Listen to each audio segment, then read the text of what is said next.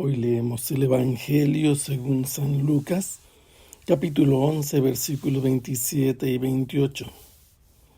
En aquel tiempo, mientras Jesús hablaba a la multitud, una mujer del pueblo, gritando, le dijo: «Dichosa la mujer que te llevó en su seno y cuyos pechos te amamantaron».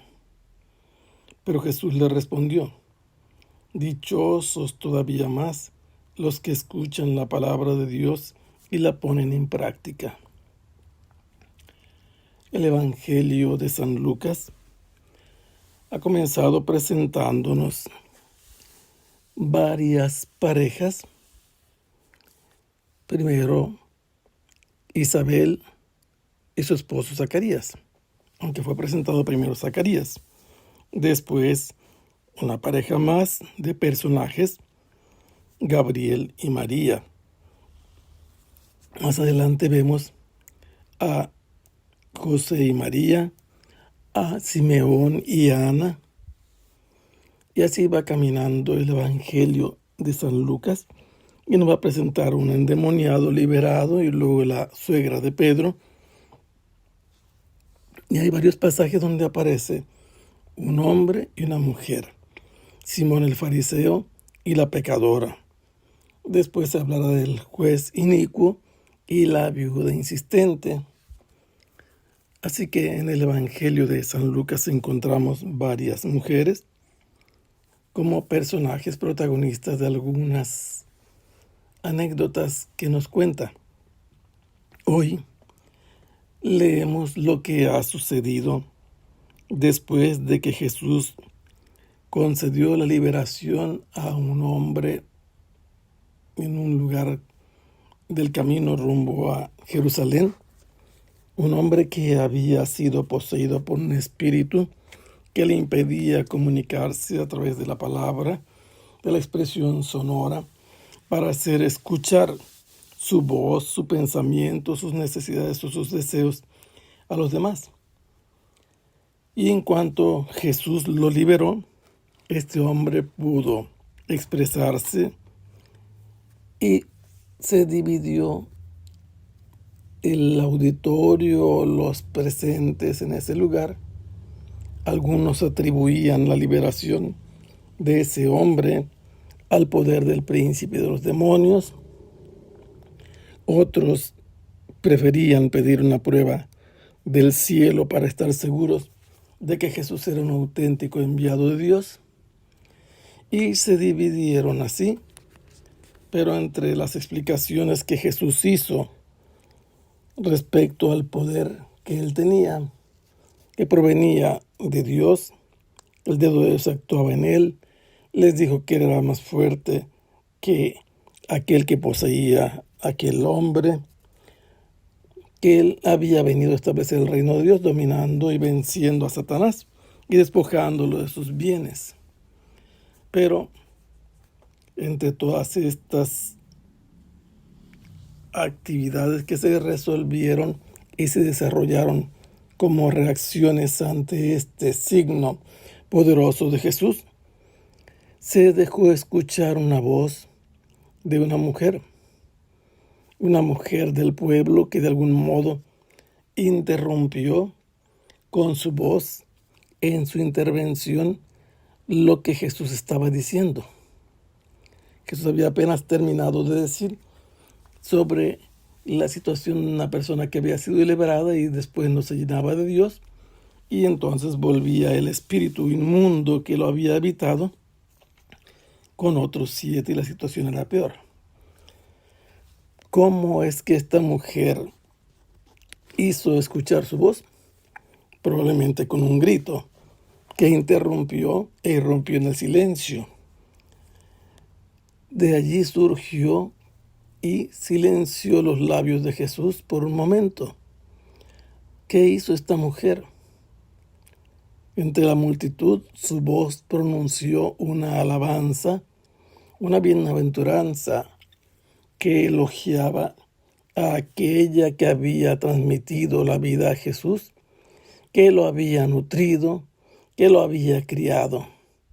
Porque en las palabras de esta mujer se declaraba bienaventurada a quien había portado a Jesús en su seno, a este que es capaz de dominar, de expulsar a los demonios, de anunciar el reino de Dios, de liberar con el poder del dedo de Dios a aquellos que estaban poseídos. Nosotros hemos escuchado al inicio del Evangelio algunas alabanzas para María. Llamarla llena de gracia tocó al arcángel Gabriel, pero después escuchamos que es María elogiada por Isabel, la llama Madre del Señor, la llama creyente, dichosa tú que has creído. Pero María, con sus propios labios, dice que las palabras que le había pronunciado Isabel, inspirada por el Espíritu Santo, dichosa tú que has creído, eran solo el inicio de una serie prolongada a lo largo de los siglos para declararla bienaventurada. Isabel fue la primera que declaró que María era bienaventurada a causa de su fe, y a causa de su fe había concebido al Señor que llevaba en su vientre. Y entonces, desde ese momento, Isabel estaba declarando que si María había concebido a Jesús, a ese hijo que lleva en el vientre que era el Señor, se debía a haber creído lo que Dios le mandó decir a través del arcángel Gabriel y haber aceptado y obedecido su voluntad. Eso había permitido que María lo concibiera en su vientre, que después lo diera a la luz, que naciera de ella, que saliera de su seno, y después que fuera criado en su regazo, lactándolo con sus propios pechos. Y por eso esta mujer tiene mucha razón. Es un privilegio, es una bendición, es una bienaventuranza, es motivo de grande dicha ser madre de un personaje tan importante, tan notorio como Jesús. Pero Jesús se eleva sobre aquella afirmación. Es cierto que él nació de una mujer. Es cierto que fue llevado en el vientre de María. Es verdad que los pechos de María lo amamantaron. Y esto es la parte esencial de la femineidad, ser madre. Este es un tema en el que Jesús va a tocar también el futuro de desventura de muchas mujeres cuando va por el camino hacia Jerusalén cargado de la cruz y las mujeres se compadecen de él. La respuesta de Jesús alude precisamente a este aspecto importante de ser mujer, que les dice: lloren más bien por sus hijos, no lloren por mí, porque llegará la hora en que dirán dichosas las estériles, las que no han amamantado y no han criado. Jesús aquí a esta mujer le contesta: bienaventurados más bien los que escuchan la palabra de Dios y la ponen en práctica. Recientemente Jesús había explicado la parábola del sembrador y había explicado las consecuencias de recibir bien la palabra y conservarla. Ahora Jesús vuelve al mismo tema, pero nos dice que dichosos son aquellos que escuchan la palabra de Dios y la ponen en práctica. Ya un poco antes ha dicho que quienes escuchan la palabra de Dios y la conservan son su madre y sus hermanos. El motivo de que Jesús haya sido concebido por el Espíritu Santo y María es que María escuchó la palabra de Dios.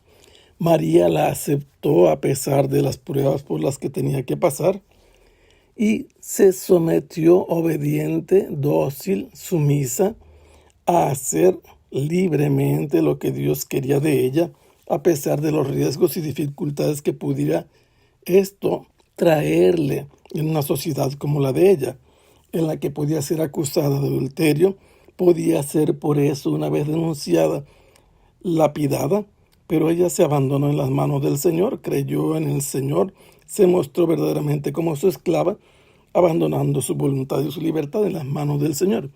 Y por eso la dicha de María es todavía superior, por haber creído en el Señor, en su palabra y practicar lo que Dios quiso. No solamente es madre naturalmente, sino también porque ha creído en la palabra. Que el Señor los bendiga. Hasta pronto. Sea alabado el Santísimo Sacramento.